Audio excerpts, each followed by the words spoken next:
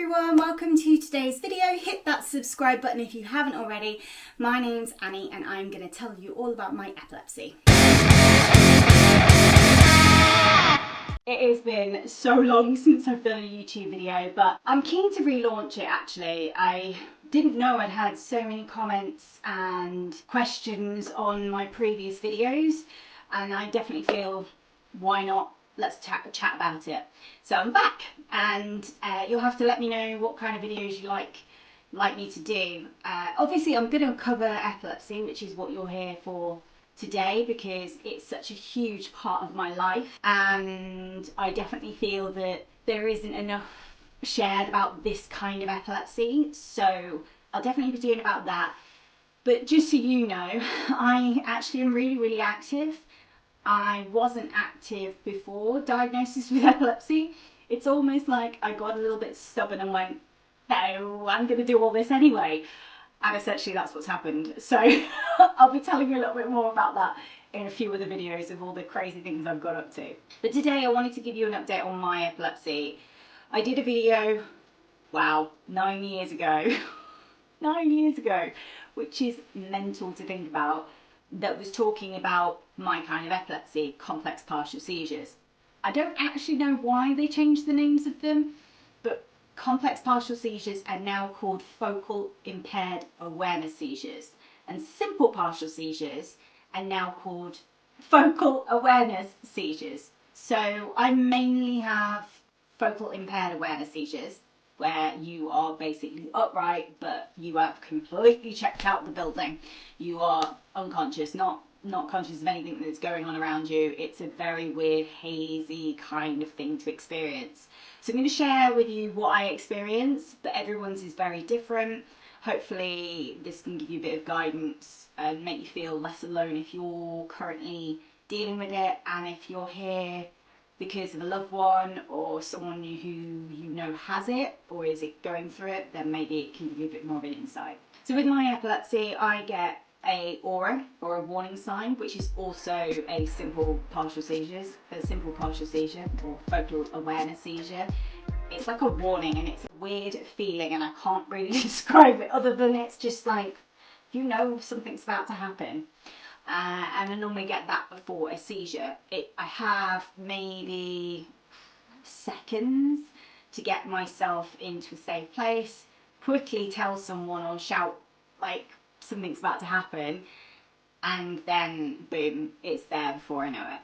So I will get deja vu, severe deja vu, extreme fear like nothing ever else you could think of.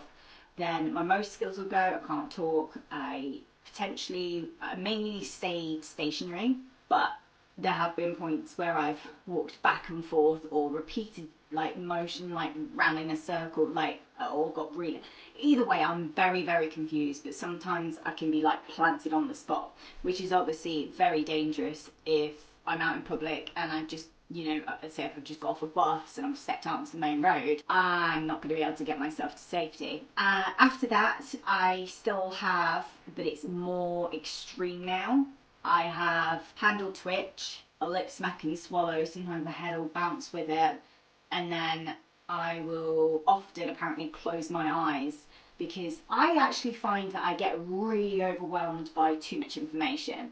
So if a TV's on or there's music, I can't handle it. It becomes part of the problem. And then often, say if I'm out in public and there's people moving by and stuff and there's a lot going on, I just can't deal with my brain having to process it all. So I often close my eyes during it. And now as I'm coming out, I start to get the ability to talk again, but it's never quite quick. It's normally about 20 minutes before I can really string a sentence together. You'd laugh at some of the WhatsApp messages I've sent to my partner, and it's like, it just makes no sense whatsoever. I've had thing again, it'll be like really weird, like jumbled messages that make absolutely no sense. I'll tell them I've had a seizure. I can't get my words out. The last 2 times I've had them in public, I've been trying to tell the people that I have epilepsy, but I can't get the words out, and I just can't. I can't remember what the condition's called, and it's really stressful. So, you know, not being able to talk, not being able to communicate, not being able to tell anyone. That's why the ones where I have them without someone I know or feel comfortable with, they are worse than anything else. They are the most intense ones possible because I'm already not calm about the situation.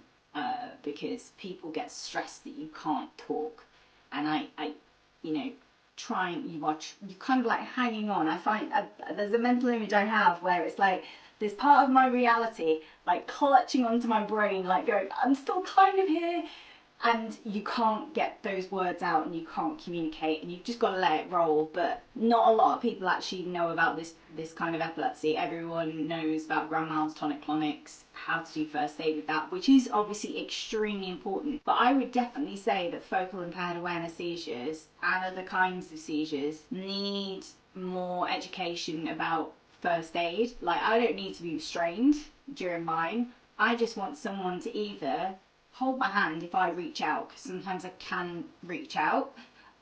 It's more towards the end of the seizure.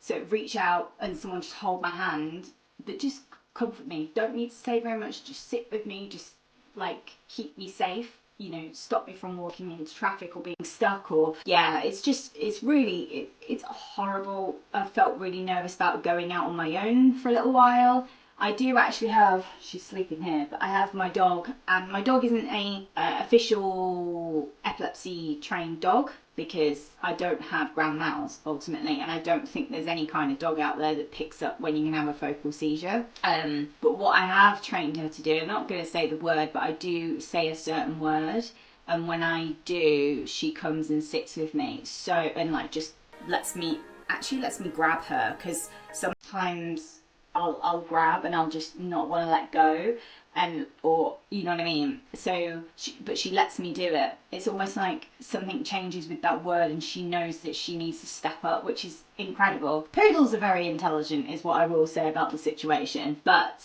yeah, that definitely helps because it keeps me calm, and ultimately that's what I need to do during a seizure. Yeah, but she's, like I say, she's not a seizure alert dog, but she is definitely required with me and my epilepsy, to the point now where I put her in her assistance dog harness. She has a collar that says I have epilepsy. We've also got a tag, like a lead slip that says I've got epilepsy as well.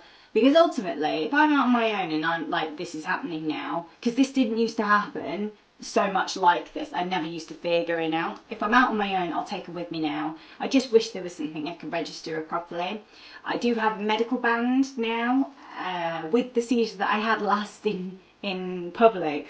So annoying. It's been raining so much here in the UK, and I actually had a coat on in June and July, and it was covering my epilepsy band. So had that have been a bit more visual, that would have been seen. And I left the dog sleeping at home. so I left her sleeping. I was like, I don't need to take her today.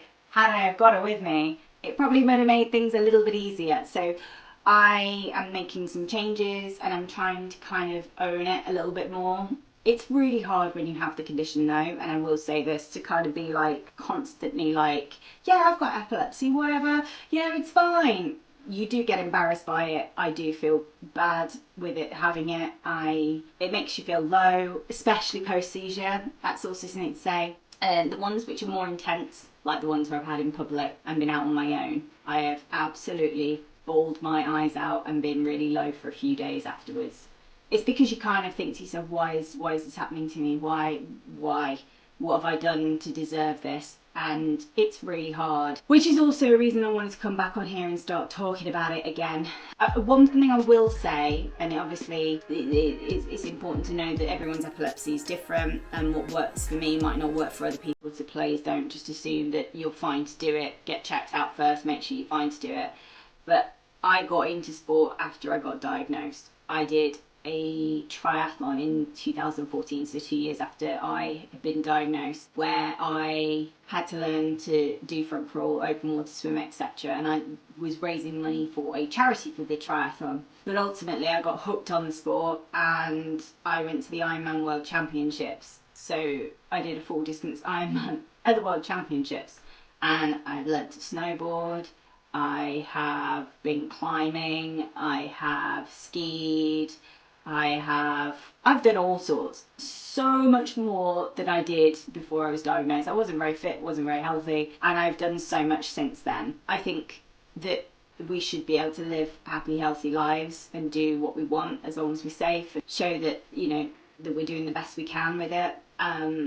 But don't think your life has to come to a standstill. You just have to adapt it slightly. Like with my training, I have to put loads of recovery in, etc. So you have to kind of adapt it. Before I go, there's a few things. I would love to know what you want to see on here. I would like to just say to all those who have this condition, just know you're not alone. Life doesn't have to stop. Those who are here for family members wanting to find out more, that's great. The more people that know, the better. And it's amazing that you're supporting them, because this is a really lonely, scary condition to have. And then the next thing is, I have to say this because I do get loads of messages and emails with people going through things that they think are similar, haven't been diagnosed, asking me whether I think they have epilepsy. Ultimately, I can't diagnose you. I'm not a professional in that. Get checked out. I know it's scary. Don't Dr. Google everything. Go see someone. Get checked out.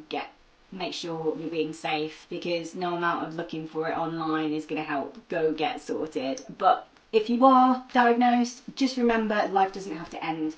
There is so many things you can do. Let's start this support system, because I feel like this condition's forgotten sometimes, because it is an invisible disability sometimes and people don't realise. Let's connect. I'm over on Instagram. I'm at It's Annie Bean, trying to build that up over there. I have a blog, talesofAnnieBean.com. I'm also on TikTok, same name, and that's it. So hopefully you've enjoyed this, and I will see you next time.